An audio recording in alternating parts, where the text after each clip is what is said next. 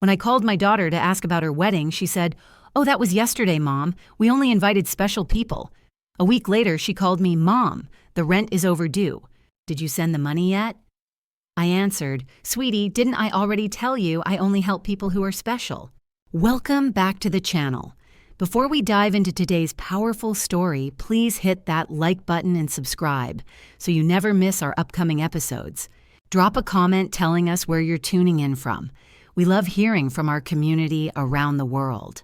Quick reminder, while this story contains fictionalized elements for narrative impact, the lessons and patterns we explore are very real and happen to people every day.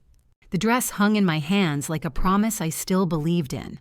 Soft lavender silk, size 8, $185, I'd spent 3 weeks choosing. I'd imagined Jennifer's face when I showed up at her door with it. Surprise sweetheart for the wedding. And how she'd hug me the way she used to when she was little, before life got complicated before Trevor. I could still hear her voice from 20 years ago, 7 years old and breathless after her aunt's wedding. "When I get married, Mom, I want you right there with me. Promise." I'd promised. My phone sat on the kitchen counter. I'd been putting off calling all week, not wanting to seem pushy, but the wedding was supposedly soon, and I figured it was time to ask about dates, venues, what she needed help with. I was her mother. I was supposed to be part of this. I dialed. Jennifer picked up on the third ring. "Mom, hi." "Hi, sweetheart." I kept my voice bright. "I was just thinking about the wedding. Do you have a date yet? I'd love to help however I can." Silence. Then, "Mom, the wedding was yesterday." I actually laughed. It had to be a joke. "What?" "Yesterday, at the vineyard outside town. It was small. Just special people." The dress slipped a little in my grip. Special people. "Yeah. We wanted to keep it intimate. You know how it is." I didn't know. I didn't know at all. My daughter, my only child, had gotten married, and I hadn't even known the date. "Jennifer," my voice cracked. "I'm your mother. I know, Mom, but we wanted it to be low-key. No drama. You understand, right?" No drama, as if I'd ever caused her any drama. As if I hadn't spent the last 3 years paying her rent $850 a month every single month, so she and Trevor could get on their feet after his layoff. As if I hadn't covered her groceries, her medical bills, their furniture. As if I hadn't wired her $800 2 months ago for wedding costs. "I have to go," Jennifer said. "Trevor's calling me. We'll talk soon, okay?" She hung up before I could answer. I stood there staring at my phone, the lavender dress still dangling from my other hand. My brain couldn't process it. Married. Yesterday. Special people. I opened social media. I don't know why. Maybe I needed proof it wasn't real, but it was real. Jennifer's account was full of photos. She looked radiant in a white lace gown, the same gown she'd asked me for $650 to buy 3 months ago, claiming she needed help with rent. There was Trevor in a gray suit grinning. There was a vineyard arbor draped in flowers. There were tables set with candles and wine. And there were people. 33 of them by my count. Friends, co-workers, distant cousins I hadn't seen in years.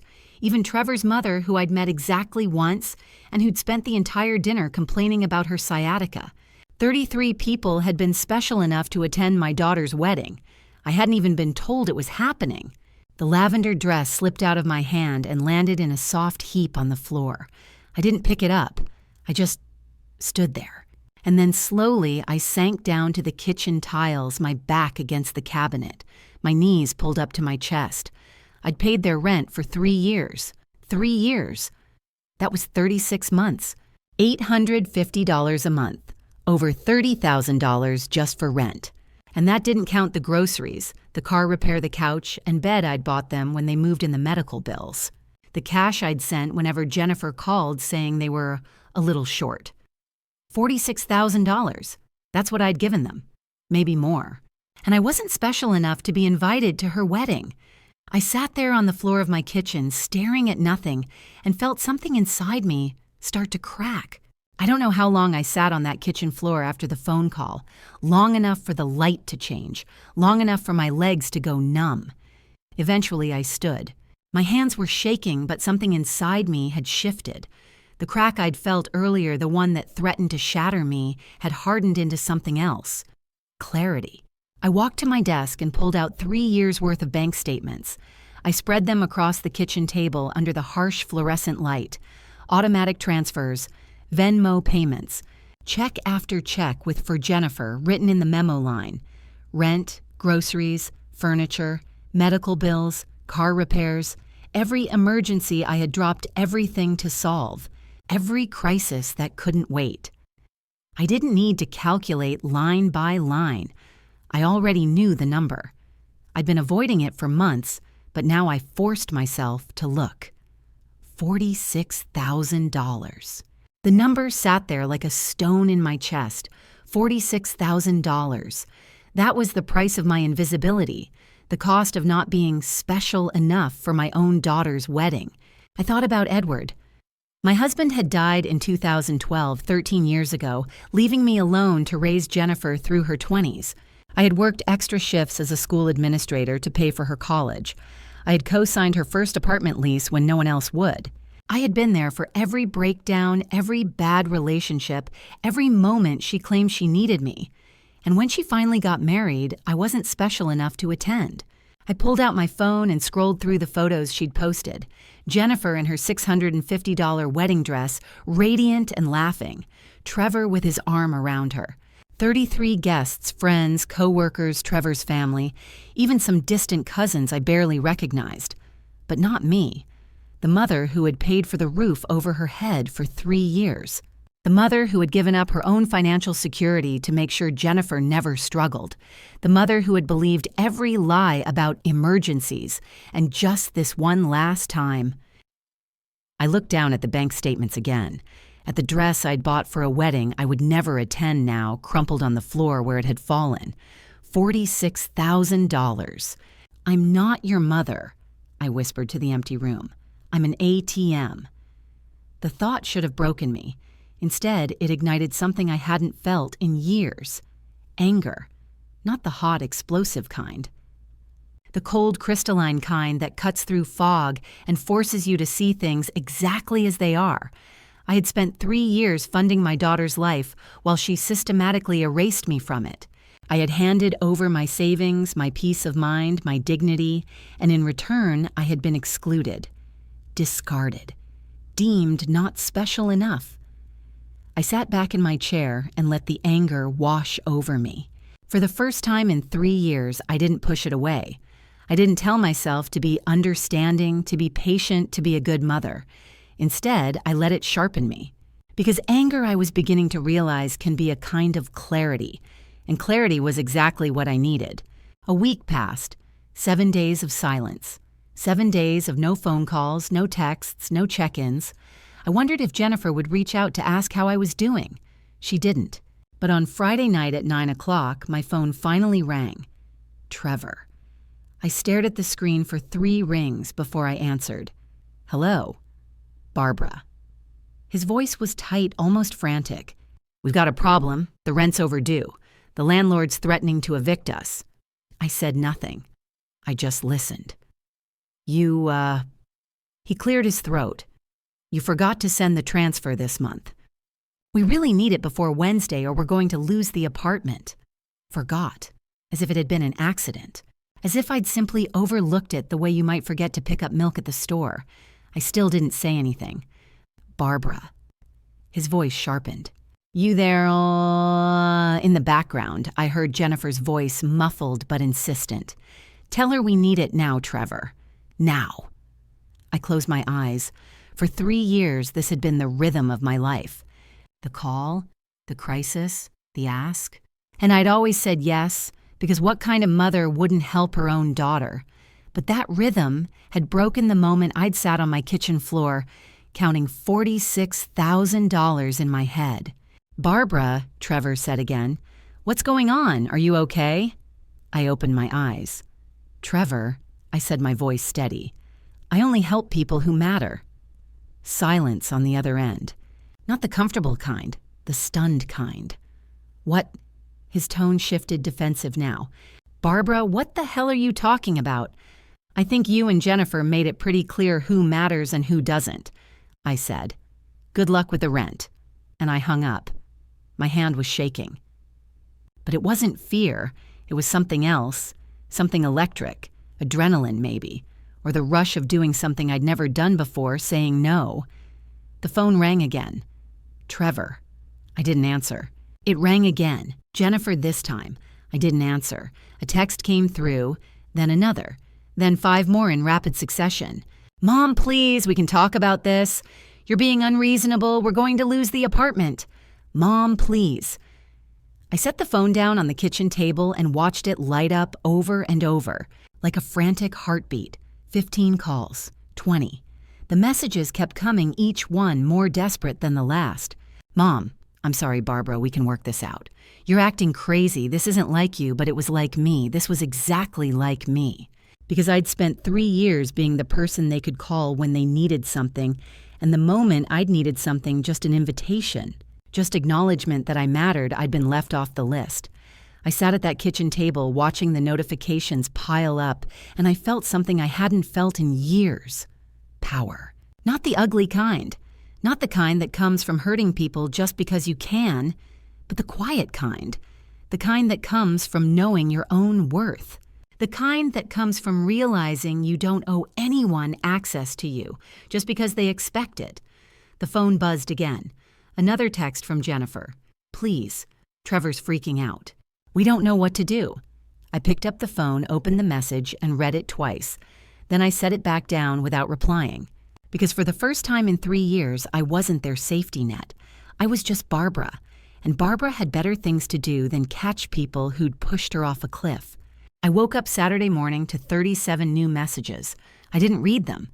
Instead, I made coffee, real coffee, the good kind I'd been saving for a special occasion, and sat at the kitchen table with my notepad still open from the night before.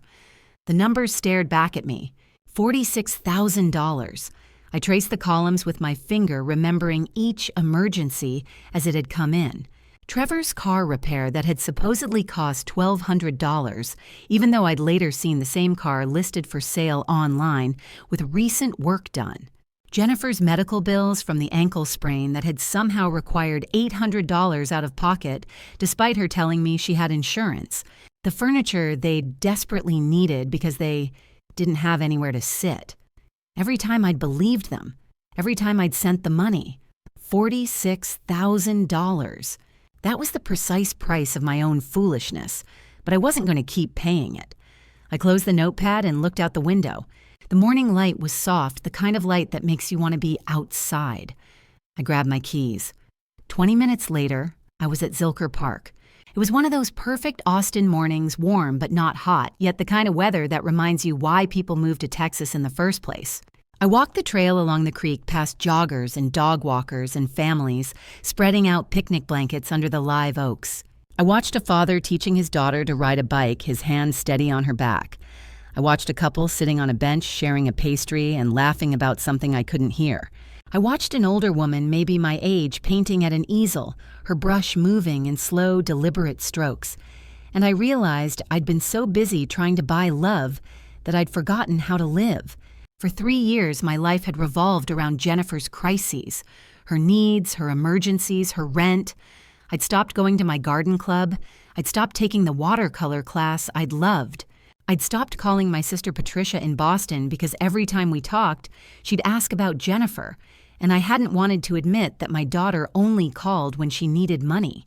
I'd made myself small so Jennifer could stay comfortable, but comfort wasn't love, and money wasn't motherhood. I stopped walking and stood there on the trail, letting the sun warm my face. A family walked past me, 2 kids chasing each other, shrieking with laughter, and I felt something settle inside me. Not sadness, not anger, just clarity. Monday, I'd go to the bank. I'd close the automatic transfers. I'd change my account passwords. I'd make sure that if Jennifer or Trevor wanted anything from me, they'd have to ask, and I'd have the power to say no. But more than that, I'd start living again. For me. By the time I got back home, it was late afternoon. The phone had buzzed a few more times while I'd been gone, but I didn't check it. I made myself dinner pasta with garlic and olive oil, simple and good, and ate it slowly at the table, savoring every bite. That night, I slept better than I had in years. No anxious dreams about unpaid bills. No midnight panic over Jennifer's latest crisis. No waking up at 3 a.m. wondering if I'd done enough, given enough, been enough. Just deep, dreamless sleep. When I woke up Sunday morning, the first thought I had wasn't about Jennifer. It wasn't about Trevor. It wasn't about the $46,000. It was about me. And I woke up with a purpose. It was time to build walls. Real ones. Monday morning, I drove to Frost Bank downtown. I'd been banking there for 15 years.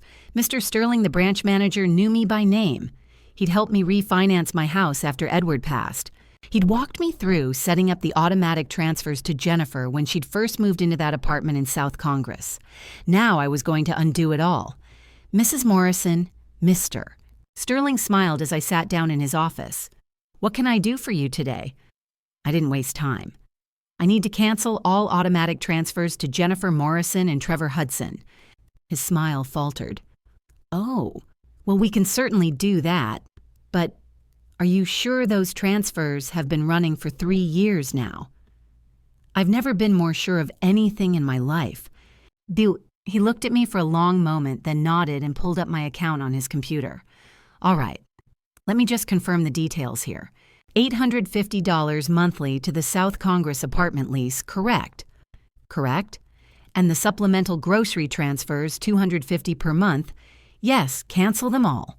He typed for a moment, then paused. "Mrs. Morrison, I also see that Jennifer Morrison has secondary access to view your account balance. Would you like me to remove that as well?" I hadn't even thought about that. But yes, God, yes. "Remove it," I said. "And change the access code so no one else can view or withdraw without my direct authorization." Mr. Sterling's fingers moved across the keyboard. After a moment, he looked up at me, concern in his eyes. "I hope you're not being pressured into doing this. If there's any financial abuse happening, I'm finally not being pressured anymore," I said. "That's the point." He studied me, then nodded slowly. "All right, it's done. The automatic transfers are canceled effective immediately. Your account access is now restricted to you alone." I stood up feeling lighter than I had in years. "Thank you, Mr. Sterling." "Take care of yourself, Mrs. Morrison." I intended to. My next stop was Carter's Hardware, a family-owned shop near my neighborhood. I'd been there dozens of times over the years, usually picking up something Jennifer had asked for: a shower rod, a hammer, light bulbs. Mr. Carter looked up from the counter as I walked in. "Mrs. Morrison, don't tell me another emergency for Jennifer." "No, Mr. Carter," I said. "This time it's for me." I explained what I needed. Every lock in my house changed and a full security camera system installed. Mr. Carter's eyebrows went up, but he didn't ask questions. Instead, he called his son over. "Ryan handles our security installations. Ryan, this is Mrs. Morrison." Ryan Carter was maybe 30 with kind eyes and a firm handshake. "Nice to meet you, ma'am. Let me ask you a few questions about what you're looking for." We spent 20 minutes going over my house layout, front door, back door, side gate. Ryan recommended cameras for all 3 entry points plus 1 for the driveway. "I can install the cameras today," he said, "but the new locks I'll need to order the deadbolts you want. I can have those installed tomorrow morning. Is that all right?" "That's fine," I said. "Cameras today, locks tomorrow." By late afternoon, Ryan was finishing up at my house. He showed me how the camera system worked, pulling up an app on my phone. "Now you can see every angle of your property," he explained. "If anyone comes near, you'll get a notification immediately. You can even save the footage if you need to." I looked at the screen. There was my front walkway, my driveway, my backyard gate, all of it visible from the palm of my hand. "Thank you, Ryan." He packed up his tools and left, promising to be back at 8 the next morning to change the locks. I stood in my kitchen holding my phone, watching the camera feed. The house looked so normal. Quiet. Safe. Tomorrow morning, Jennifer's old key would be useless. I was building a fortress against my own daughter. The thought should have broken me. Instead, it felt like survival. That afternoon, I did something I hadn't done in over a year. I went to the salon. Nancy's place was in Clarksville, a cozy little shop with big windows and the smell of lavender and shampoo. I'd been going there for years back when I'd still had time for myself, back before every spare dollar went to Jennifer. Nancy looked up when I walked in and her face broke into a surprised smile. "Mrs. Morrison, I thought you'd forgotten about us. It's been over a year." "I'd forgotten myself, Nancy," I said, "but I'm remembering now." She didn't ask what I meant. She just smiled and gestured to the chair. "Let's get you fixed up then." I sat down and let her work. Full treatment, cut color nails, everything. I watched myself in the mirror as she sectioned my hair as she applied the dye, as the gray slowly disappeared under something lighter, warmer. I chose a style that was shorter, more modern. Something that felt like me instead of the tired, invisible woman I'd been for the past 3 years. Nancy chatted while she worked about her daughter's new job, about the Austin heat, about the new coffee shop opening up the street, and I just listened, relaxed. For the first time in months, I wasn't calculating how much money I had left or worrying about Jennifer's next emergency. When Nancy spun the chair around at the end, I almost didn't recognize myself. The woman in the mirror looked younger, brighter. She looked like someone who mattered. "You look free, Mrs. Morrison," Nancy said quietly. I met her eyes in the mirror. "I'm getting there." By the time I drove home, the sun was sinking low, painting the sky soft orange and pink. I pulled into my driveway and saw my neighbor Evelyn Garrett standing on her porch next door watching. She waved tentative. Then she walked over. "Barbara." She looked concerned. "I heard shouting from your house last week. Is everything all right?" I hesitated. I'd kept this whole mess to myself, hidden it from everyone the way you hide a wound you're ashamed of. But standing there in my driveway, fresh from the salon, with cameras watching my house and new locks coming tomorrow, I realized I didn't want to hide anymore. "Evelyn," I said, "would you like to come in? I'll make coffee." We sat at my kitchen table, the same table where I'd counted $46,000, where I'd made the decision to stop, and I told her everything. 3 years of financial support. The wedding I wasn't invited to. The phone call with Trevor. The moment I'd finally said no. Evelyn listened without interrupting. She didn't gasp or shake her head or tell me I was overreacting. She just listened. When I finished, she was quiet for a moment. Then she reached across the table and squeezed my hand. "Barbara," she said, "I went through something similar with my daughter 5 years ago." She told me her story, brief, painful, familiar. A daughter who'd taken and taken until there was nothing left. A breaking point. A difficult choice. "It nearly destroyed me," Evelyn said, "but I survived, and you will too." Something in my chest loosened. I wasn't crazy. I wasn't cruel. I was just protecting myself. "You're not alone," Evelyn said, "and you're doing the right thing." After she left, I stood in my living room, my fortress, my refuge, and realized something. For 3 years, I'd been surrounded by people who only wanted something from me. Now I'd found someone who just wanted to sit with me, to see me. The difference felt like oxygen after nearly drowning. But my peace didn't last long. The next morning, before the new locks could be installed, they came back. And this time, they brought a lawyer. I was at the grocery store Tuesday morning when my phone buzzed. Security alert motion detected.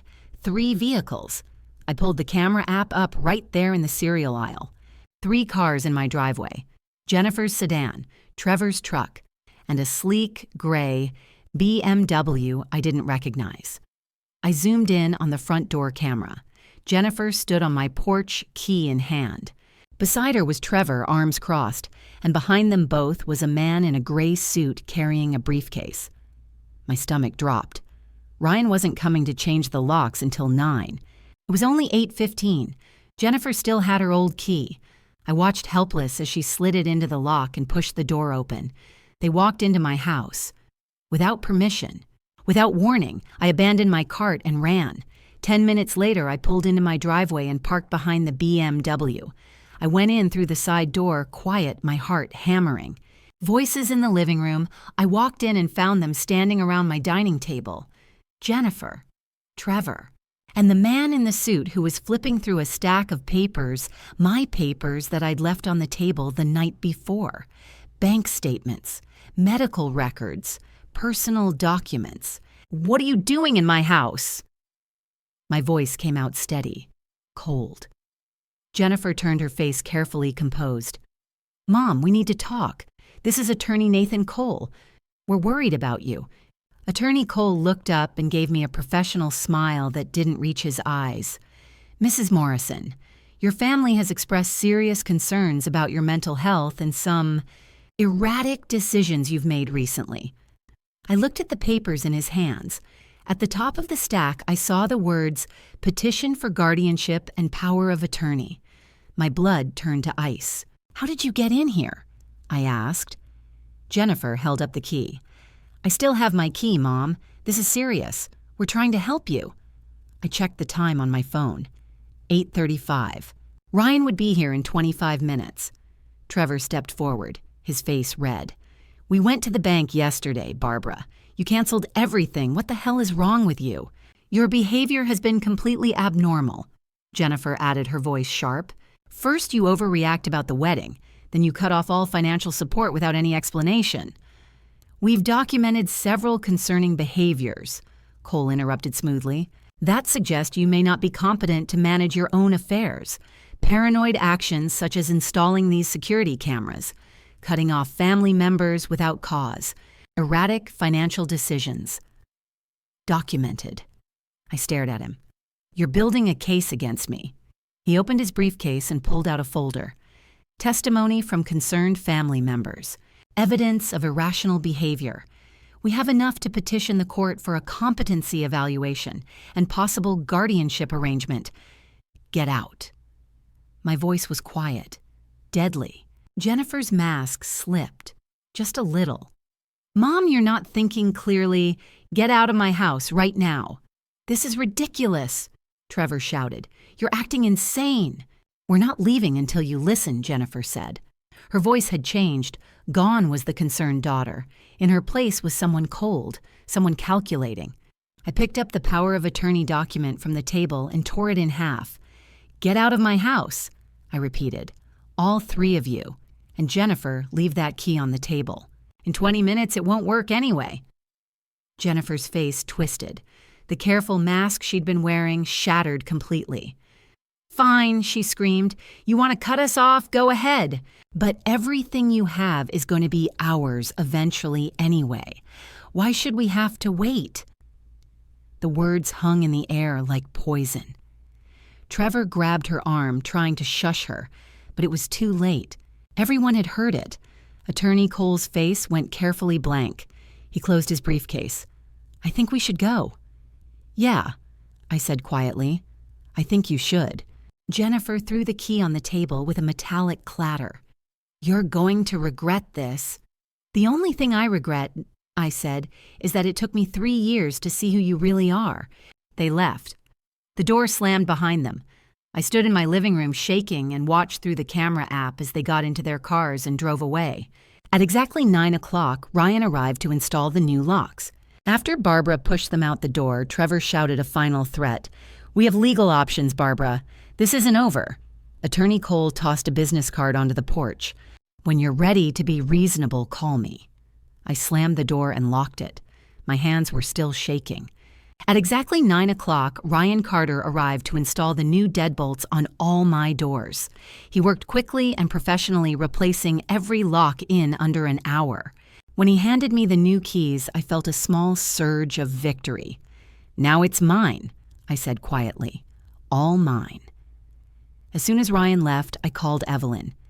"Evelyn, I need a lawyer, a real one, someone who specializes in this kind of thing."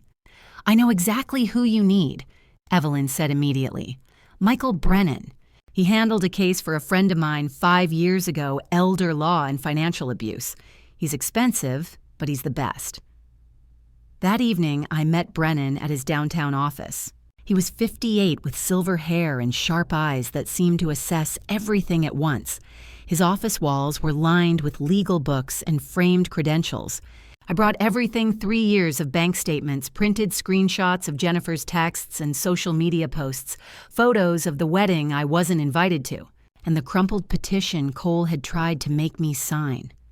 Brennan flipped through the statements in silence, his expression darkening with each page. Finally, he looked up.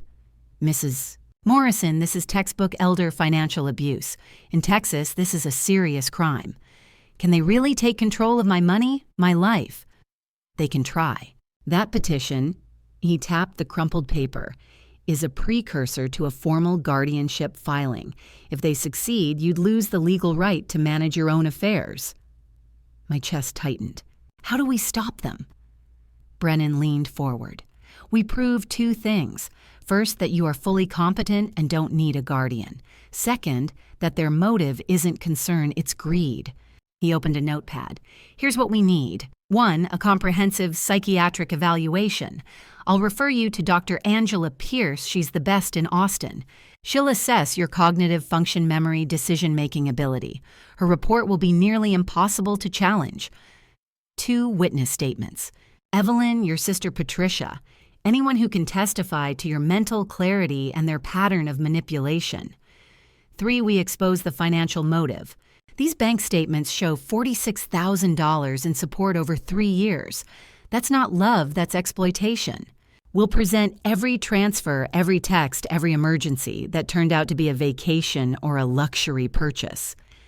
I nodded, absorbing every word. Brennan paused, then pulled out a thin file. "There's one more thing. After you called, I had an investigator do some digging on Trevor Hudson." My stomach dropped. "And?" 4 years ago, Trevor was married to a woman named Maria Rodriguez.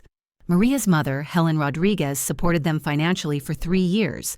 In early 2021, when Helen said she couldn't continue, Trevor and Maria filed a guardianship petition against Helen. I felt the blood drain from my face. What happened? Helen fought back. She hired a lawyer, got a psych eval, proved she was competent. The judge dismissed the petition as a blatant money grab. 3 months later, Trevor divorced Maria and disappeared. "He did this before," I whispered. "This is his playbook, Mrs. Morrison. Find a vulnerable target, drain them financially, then use the legal system to seize control when they resist." Brennan's eyes were steel. "But here's the good news: Helen Rodriguez is willing to testify, and this time we have a pattern." I sat back overwhelmed. What do I do now? First, schedule the evaluation with Dr. Pierce. Second, gather your witnesses. Third, Brennan's expression hardened. Prepare yourself. When they file that guardianship petition, this becomes public. It will be painful. But Mrs. Morrison, you have something Trevor doesn't expect. What's that? The truth, and an army to back it up. I left Brennan's office that night with a clear plan, and for the first time in weeks, a sense of hope. The war was coming, but I was ready. Wednesday evening, Evelyn invited me to dinner at her house. I almost said no. I was exhausted emotionally, physically. But something in Evelyn's voice made me say yes. When I arrived, I realized it wasn't just dinner. 3 other women were sitting in Evelyn's living room. The space was warm, inviting soft lamplight wine glasses on the coffee table, a plate of cheese and crackers. Classical music played quietly in the background. "Barbara," Evelyn said, gesturing to the women. "These are my friends from book club, Carol, Irene, and Bonnie. They've all been through situations similar to yours." Carol was 75, silver-haired, and sharp-eyed. Irene was 70, with laugh lines around her mouth that didn't quite hide the sadness beneath. Bonnie was 69, small and soft-spoken. They all smiled at me, not with pity, with understanding. We sat. Evelyn poured wine, and then one by one, they told their stories. Carol went first. "My son borrowed $35,000 from me over 5 years, she said. He called it a loan, said he'd pay me back when his business took off. It never did. And when I finally said no, when I told him I couldn't give him any more, he stopped calling entirely. It's been 2 years. I haven't heard from him since." Irene nodded. "My daughter only visited when she needed something. Rent money, car repairs, credit card bills. For a long time, I told myself she was just going through a hard time. It took me years to see the pattern. When I finally set boundaries, she called me selfish, said I was abandoning her. Bonnie spoke quietly. I thought setting boundaries made me a bad mother. Then my therapist asked me a question, would you let a stranger treat you this way? And I realized, no, I wouldn't. So why was I letting my own son do it? Each woman had a story. Each story was different in the details, but heartbreakingly similar in shape. Financial exploitation disguised as need, emotional blackmail disguised as love, isolation from friends and support because they were too ashamed to admit what was happening. When they finished, they looked at me. Your turn, Evelyn said gently. So I told them. 3 years, $46,000, the wedding I wasn't invited to, the lawyer who'd walked into my house yesterday with a guardianship petition. No one gasped. No one told me I was overreacting. They just nodded. You're doing the right thing, Carol said. It's hard. God, it's so hard, but it's right. You know what's the hardest lesson, while Bonnie added, is learning that love isn't sacrifice without boundaries. Real love doesn't demand you destroy yourself. Irene leaned forward. If you need witnesses, people who can testify that you're fully competent, fully yourself, will be there. The others nodded in agreement. We stick together, Evelyn said. That's how we survive this. I looked around the room at these women, these strangers who in the span of 2 hours had become something more, a community, a sisterhood, a lifeline. For the first time in years, I didn't feel alone. These women saw me as a person, not a checkbook. They understood the guilt, the shame, the exhausting weight of loving someone who only sees you as a resource.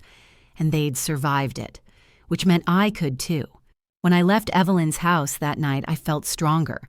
Not because the problem had gone away, but because I wasn't facing it alone anymore. I drove home with hope sitting warm in my chest.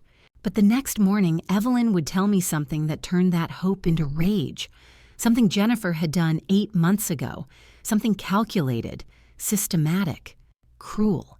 My daughter hadn't just stolen my money. She'd stolen my relationships too. Thursday morning, one day after the book club dinner. I woke to a soft knock. Evelyn stood at my door, her face pale. Barbara, I need to tell you something I should have told you months ago. We sat at my kitchen table. Evelyn's hands shook as she spoke.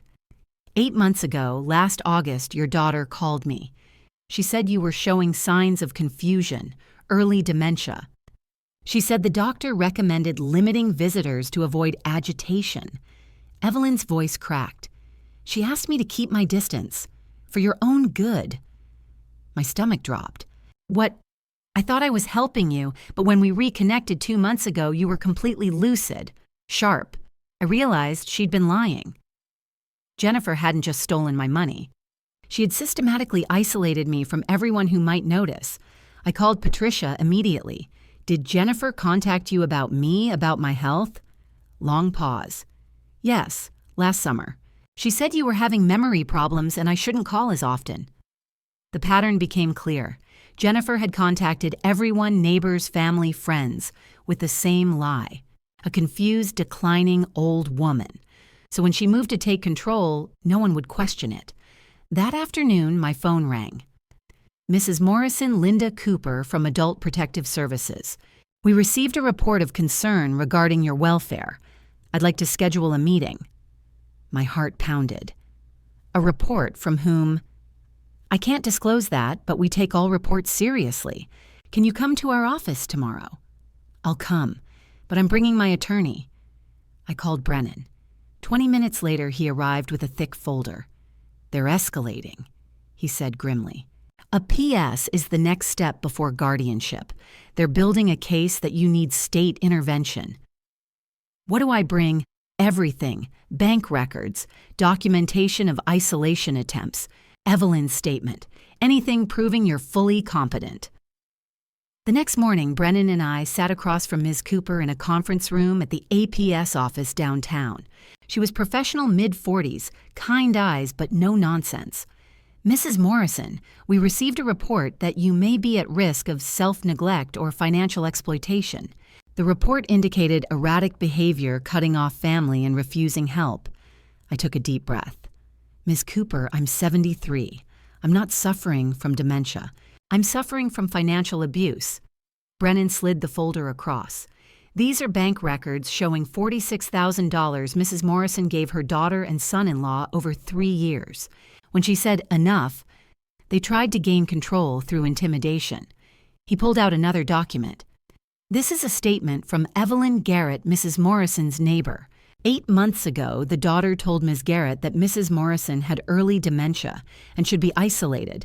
Classic elder abuse tactic. Cooper reviewed the documents carefully, her expression growing serious. Mrs. Morrison, tell me about your daily routine, how you manage your finances. I answered clearly. I described my volunteer workbook club, legal consultations, financial decisions. I recited dates, amounts, names without hesitation. Cooper closed the folder. Mrs. Morrison, I see no evidence you're at risk or lack capacity. In fact, you're taking appropriate steps to protect yourself. She looked at Brennan. I'm closing this case.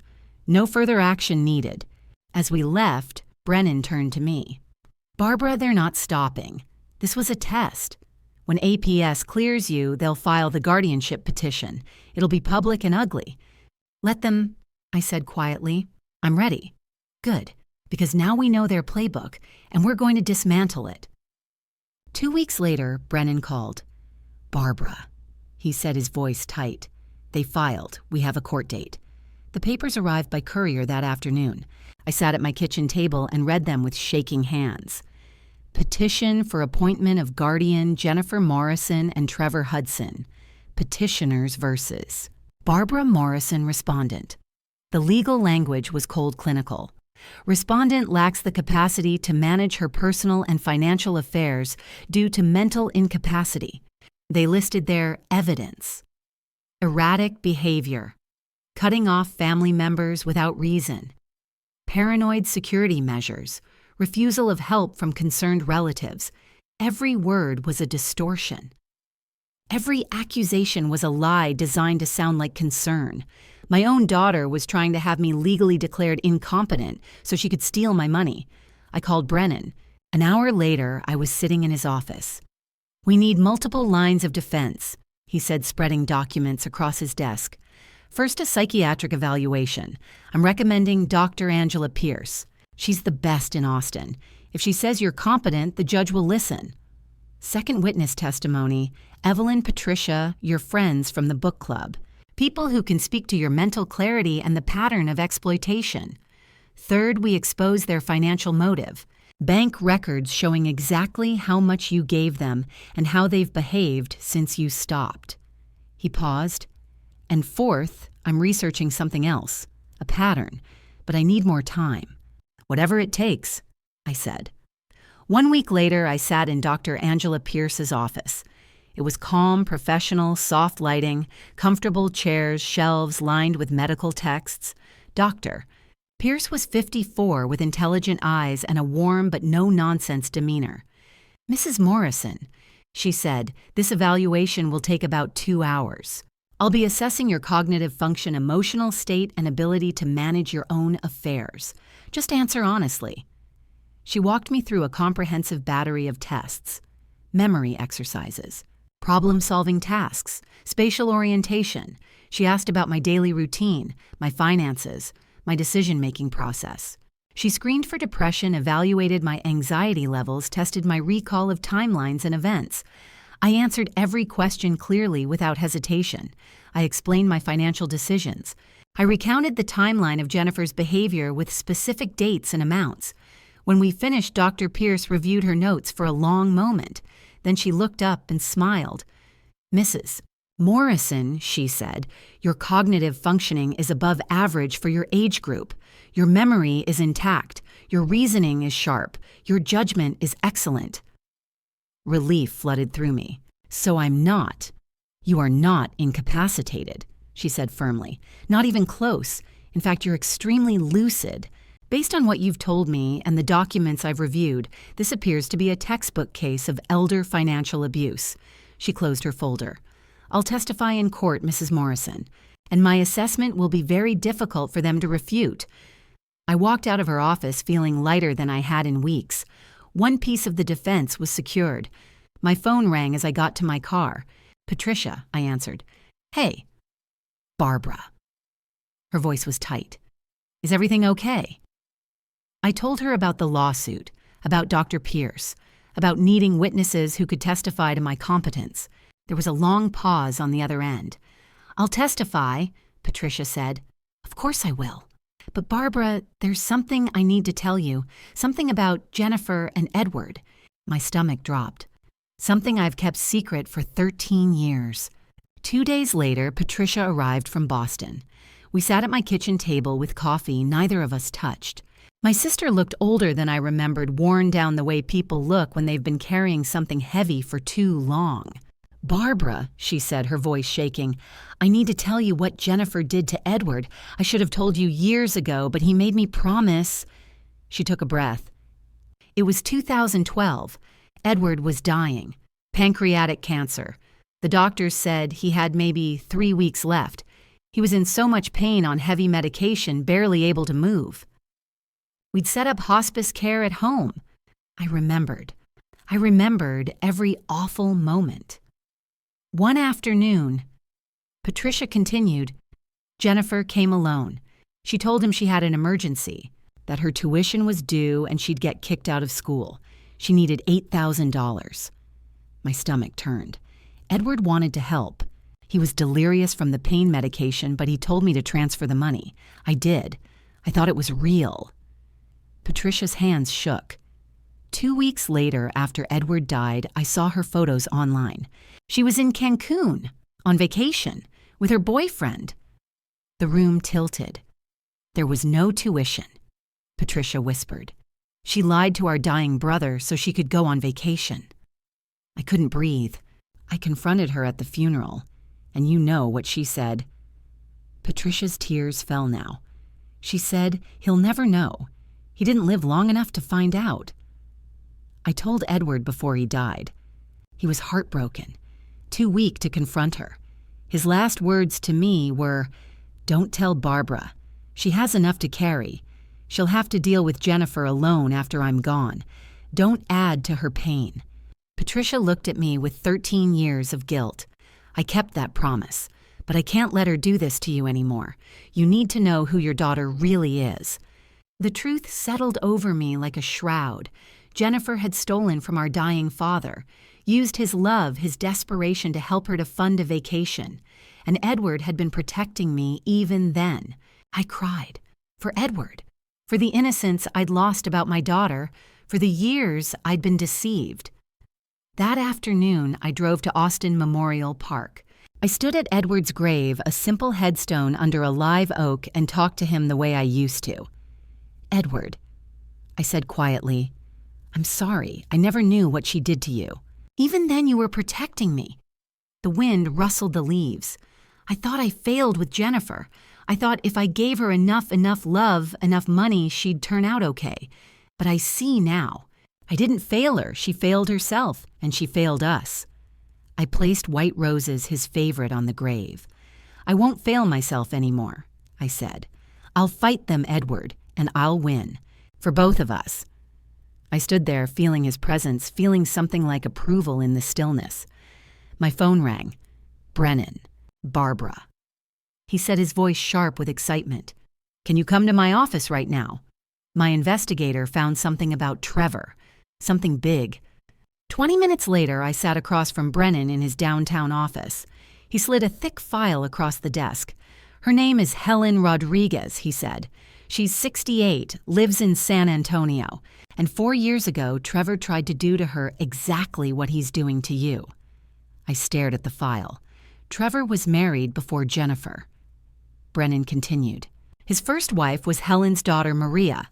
Trevor and Maria lived off Helen's generosity for 3 years. Sound familiar? When Helen finally cut them off, they filed for guardianship. Claimed Helen was incompetent, tried to seize control of her finances. "What happened?" I asked. Helen fought. She hired a good lawyer and won. Cost her $22,000 in legal fees. And you know what Trevor did 2 weeks after losing in court? I shook my head. He divorced Maria, walked away, because it was never about family. It was about the money. I felt cold. Helen's agreed to testify, Brennan said. She'll establish a pattern.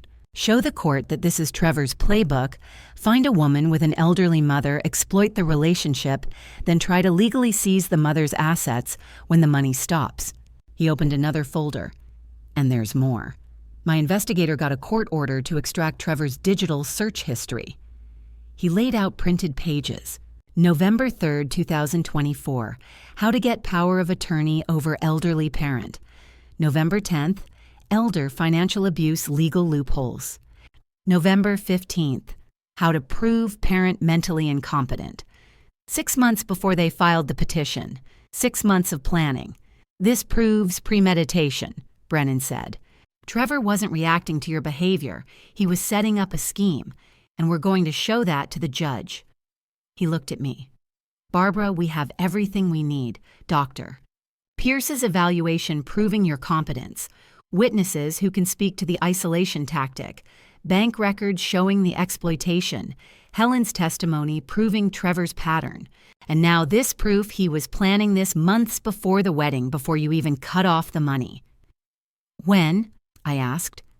Court date is June 15th, 2 weeks. We'll present our case, Barbara, and we're going to win.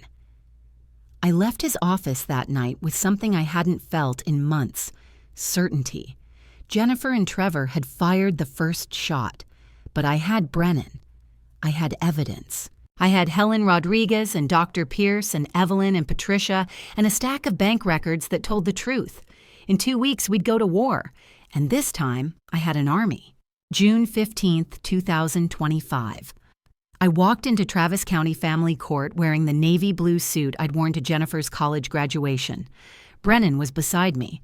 Across the aisle sat Jennifer in a black dress, Trevor in an ill-fitting suit, and Attorney Cole looking confident.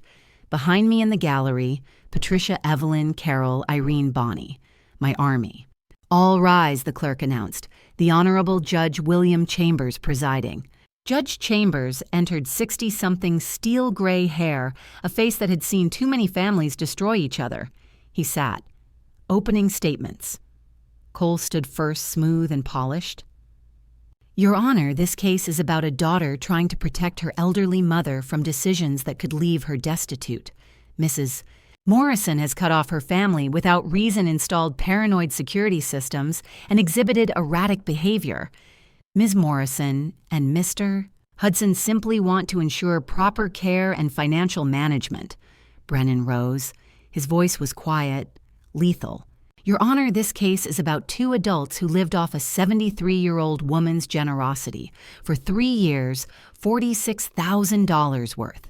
When she finally said, enough, they didn't ask if she was okay. They called a lawyer. We will prove Mrs. Morrison is mentally competent and that the petitioners are motivated by financial greed, not concern. This is elder financial abuse disguised as family love.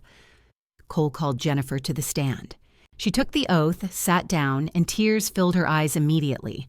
My mother has always been generous, she said, voice trembling. But this past year, she's changed. She's become hostile, suspicious, paranoid. She cut us off without explanation.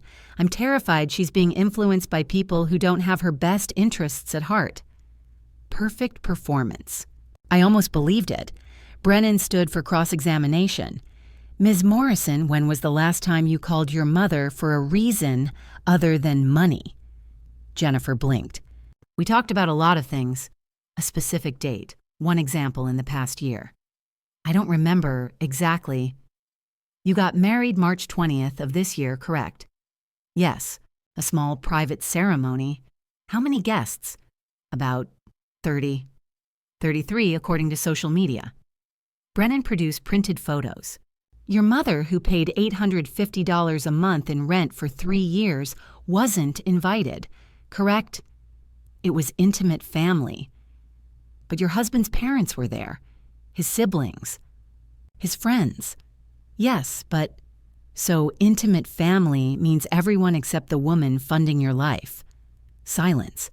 How much money has your mother given you and Mr.? Hudson since 2022. I don't know the exact figure. Does $46,000 sound correct? Jennifer went pale. My mother wanted to help. And when that help stopped, you decided she was incompetent. We were genuinely worried. No further questions. Trevor was next.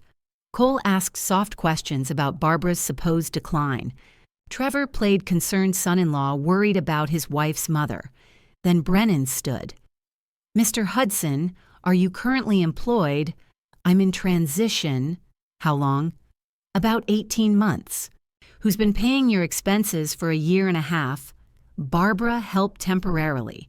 $850 a month for 3 years, $30,600 in rent alone. That's temporary. Trevor opened his mouth. Nothing came out. Brennan picked up a document. Mr.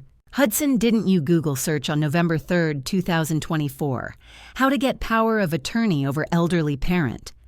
Trevor's face drained white. Brennan held up printed pages. Search history, court-ordered extraction.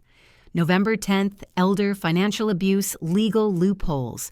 November 15th, how to prove parent mentally incompetent. The courtroom erupted in whispers. That's out of context. I was just researching.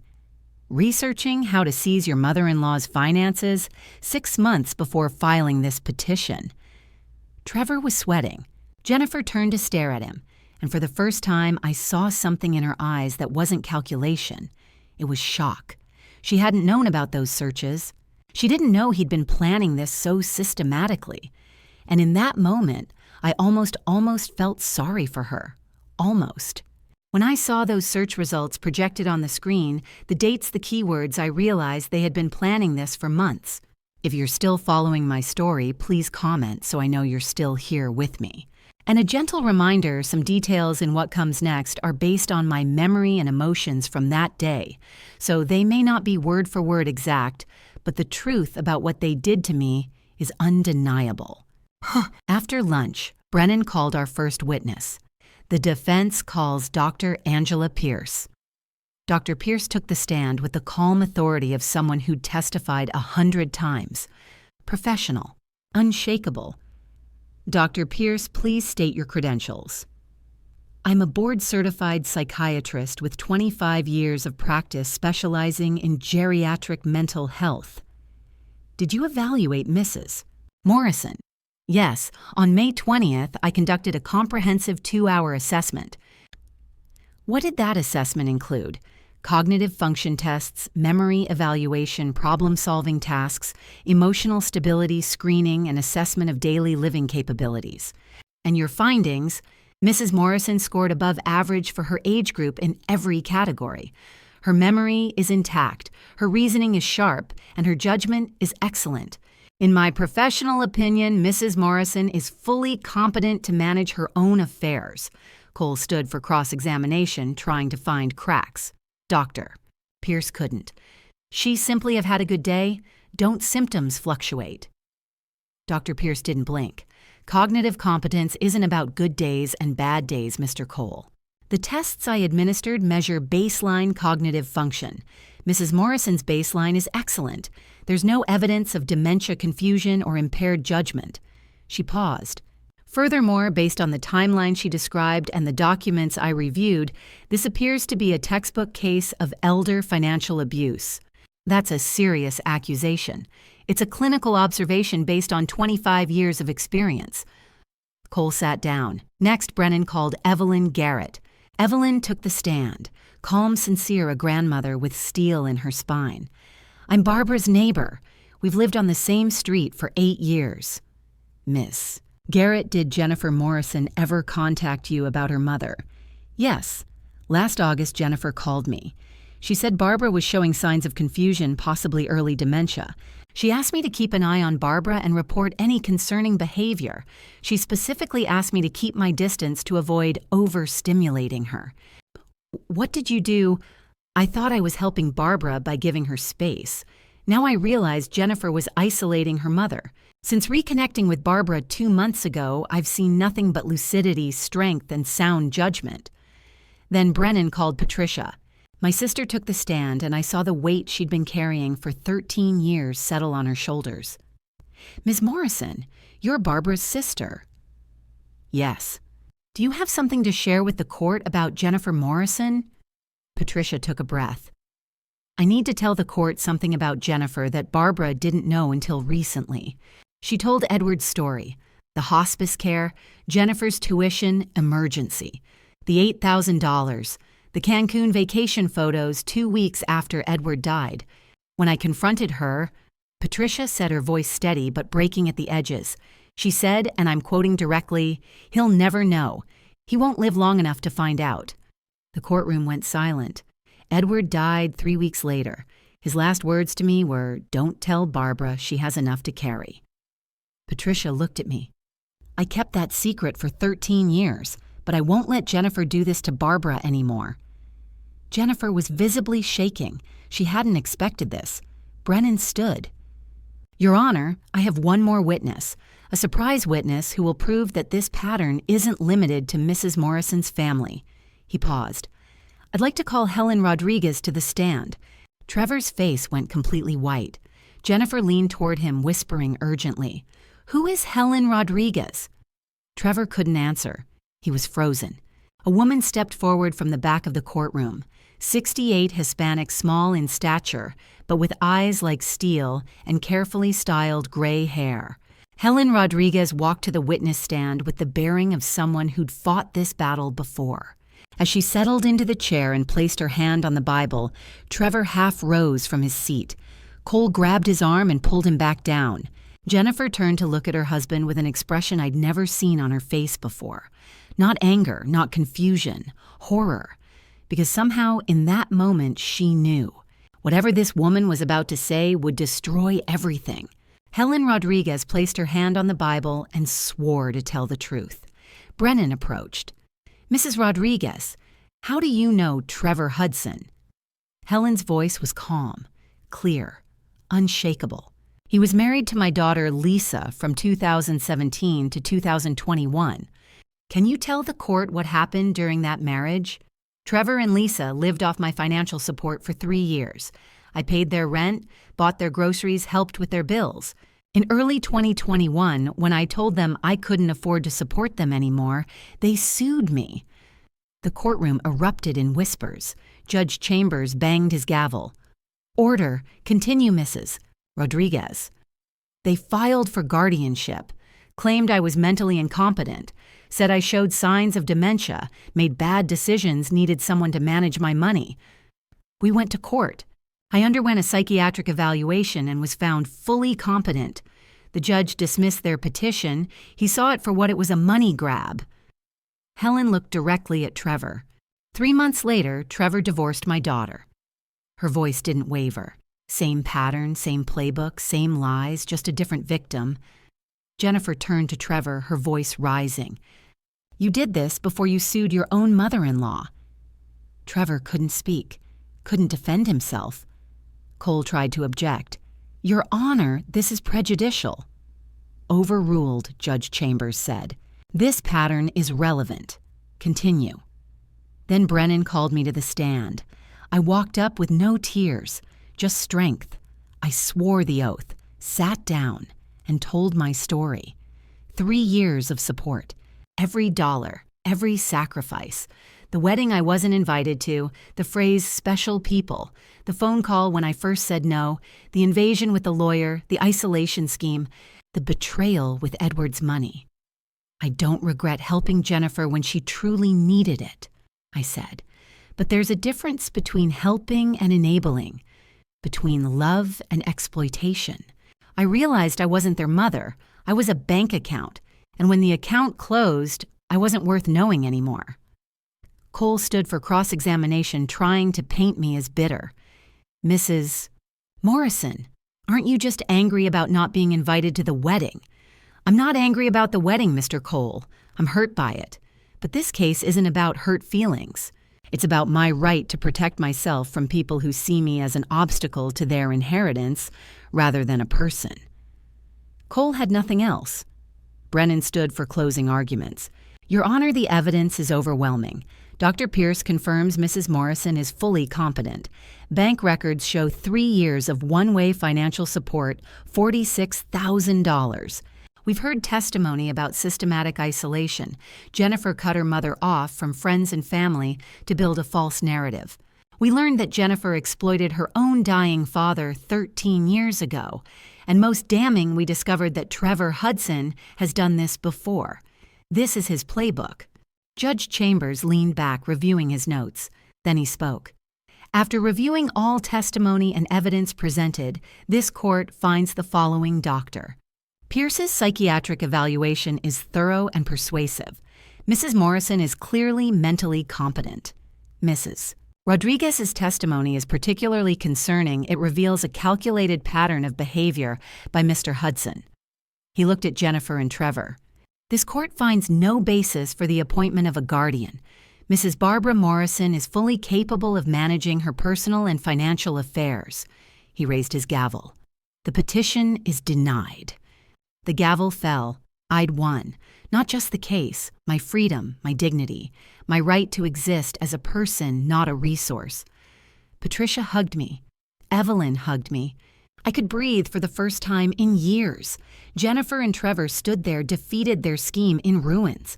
As I walked out of that courtroom into the warm June sunshine, Patricia on one side and Evelyn on the other, I felt something I hadn't felt in 3 years. Light, free. But my journey wasn't completely over. There was still one final goodbye I needed to say to the past, and one more hello I was ready to give to my future. 3 months later, September 2025. I stood in the empty living room of my Hyde Park home for the last time. The movers had taken everything that morning.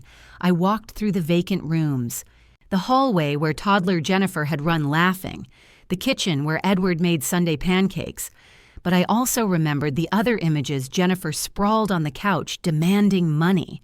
Trevor's threats, Attorney Cole examining my papers at the dining table. A house can hold equal joy and pain, I murmured, but I don't have to live in it anymore. I locked the door and drove to Austin Memorial Park Cemetery. I sat beside Edward's headstone, Edward Morrison, 1965 to 2012. I placed white roses against the stone. Edward I did it. I protected myself and won. My voice caught. Patricia told me everything about Jennifer stealing $8,000 when you were dying, the lies about tuition. You tried to protect me even then, but I needed to know. I touched the warm granite. I'll be okay now, sweetheart. I'm going to live. Really live. Wait, my new downtown apartment was small, modern, and entirely mine. 15th floor windows overlooked Austin's skyline. Every piece of furniture, every painting, every color I had, chosen it all. Evelyn arrived with a housewarming orchid. Everything here is mine, I said. I chose it. I paid for it. It's for me. Later, Carol, Irene, and Bonnie arrived with wine. We filled the space with genuine laughter, no manipulation, just friendship. Within a week, I had rebuilt my life. I signed up for watercolor painting classes, something I loved before Edward's death. I volunteered twice weekly at the Texas Elder Rights Organization after donating $20,000. I helped other elderly people escape financial abuse. I booked a spring trip to Italy, Florence, Rome, Venice. I heard Jennifer and Trevor divorced in August. Trevor left Austin entirely. Jennifer worked retail at a mall, living in a small studio apartment. Jennifer called once in July. I saw the name, felt the old instinct, but let it ring. Then I blocked the number permanently. A part of me will always love her, I told Patricia. She's my daughter, but I can't save someone who doesn't want to be saved. Patricia texted, so proud of you. Thanksgiving, I smiled, I'd love to. My house, my rules, my joy. Late September. I stood at my easel in the community center working on a watercolor of Zilker Park in Autumn Families, Trees Freedom. The instructor paused. Beautiful Barbara, you have a real gift. Thank you. I'm just learning to see clearly again. A classmate asked, what's your secret? You seem so peaceful. I set down my brush. I learned the most important person I need to love and protect is myself. Everything else follows from that. That night I reflected. My name is Barbara Morrison. I'm 73 years old. I've been a wife, mother, widow, and victim. Now I'm simply myself, and that is enough. Real love never has a price tag. If you have to pay for it, it was never real. Setting boundaries doesn't make me selfish, it makes me sane. Saying no doesn't make me a bad mother, it makes me someone who values herself. The door to my life is open, but I choose who walks through it. I choose myself first, always. I returned to my painting, sunlight warming my face, surrounded by friends I had chosen, creating something beautiful, at last completely free. My name is Barbara Morrison, and this is my story, one of countless family drama stories that unfold behind closed doors every day. These family drama stories aren't just mine. They belong to thousands of elderly people trapped in the same cycle. If there's one lesson from these grandma stories, it's this. Don't wait until you've lost everything to realize love should never have a price tag. God gave me the strength to see through the manipulation when I was drowning in lies. God placed people like Evelyn, Patricia, and Attorney Brennan in my path exactly when I needed them. And God whispered to my broken heart that protecting myself wasn't selfish, it was sacred. My advice: don't be like me. Don't ignore red flags. Don't mistake enabling for love. Don't let anyone turn you into an ATM. These family drama stories exist as warnings. These grandma stories are told so you don't have to live them. And grandma stories like mine remind you boundaries aren't walls. They're bridges to freedom. If this resonated with you, please like, subscribe, and share. Final note: this content contains dramatized storytelling elements for educational purposes. Some details are fictionalized, but the core lessons about recognizing financial and emotional abuse are real. If this style doesn't suit you, that's okay. Please seek content that better fits your needs.